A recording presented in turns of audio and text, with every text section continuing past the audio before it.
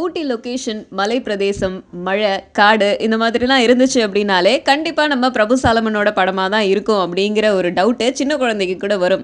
அவருடைய மைனா, அதுக்கப்புறம் கும்கி, இப்ப வந்திருக்கிற கயல் படம் முதல் கொண்டு எல்லாமே வந்து இந்த மாதிரியான லொகேஷன்ஸ் எல்லாம் வச்சிருக்கும். இவருடைய அடுத்த திரைப்படம் சத்யஜோதி ஃபிலிம்ஸ் வந்து தயாரிக்கிறாங்க.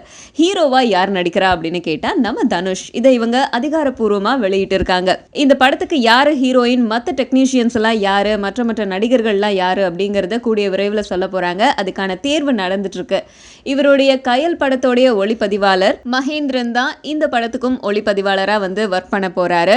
இமான் தான் வழக்கம் போல இந்த படத்துக்கும் வந்து இசையமைக்க போறாரு. தனுஷுடைய திரைப்படம் இவங்க வந்து என்ன மாதிரி ஒரு ஜானர்ல எடுக்க போறாங்க இந்த திரைப்படத்தை அப்படிங்கிறது வந்து ரொம்ப சஸ்பென்ஸாவே இருக்கு. ஆனா இதுக்கு முன்னாடி ஏற்கனவே புலி தொடர்பா ஒரு படம் எடுக்க போறதா பிரபு சாலமன் வந்து சொல்லியிருந்தாங்க.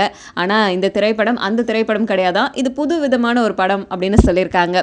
ஸோ என்ன ஜானரா இருக்க போகுது, லவ்வா இல்ல இந்த லவ்வியே வந்து இவர் காட்டுக்குள்ள தானே சொல்வாரு, அந்த மாதிரி படமா அப்படிங்கிறதுலாம் ரொம்ப சஸ்பென்ஸாவே இருக்கு. அந்த சஸ்பென்ஸ்லாம் அப்படியே இருக்கட்டும், நான் அது என்ன ஏது அப்படிங்கறத தெரிஞ்சுக்கிட்டு உங்ககிட்ட வந்து சொல்றேன்.